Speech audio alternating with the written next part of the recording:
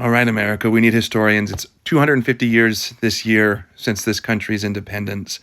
And I think it's a time that we talk about Washington's 1789 farewell address to the United States.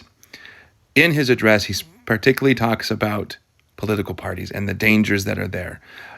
To quote him directly, he says, they being the political parties, serve to organize faction, to give it an artificial and extraordinary force, to put it in place of the delegated will of the nation, the will of the party, often a small but artful and enterprising minority of the community, and accordingly to the alternative triumphs of different parties, to make the public administration the mirror of ill-concerted and ill-congruous projects of faction, rather than the organ of consistent and wholesome plans digested by common councils and modified by mutual interests. He continues and he states, however, combinations or associations of the above description may now and then answer popular ends.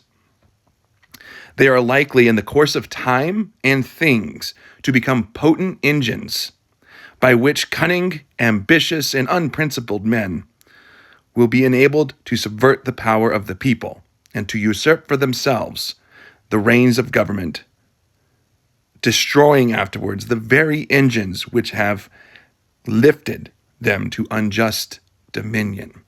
Ladies and gentlemen, when Washington's writing this, you have the Federalists and the Anti-Federalists, and he saw what the political parties were doing to the American people. They were separating them on lines rather than turning around and bringing them together. A mutual interest is the most important part of that. These things should be taken care of by the people, not by the parties.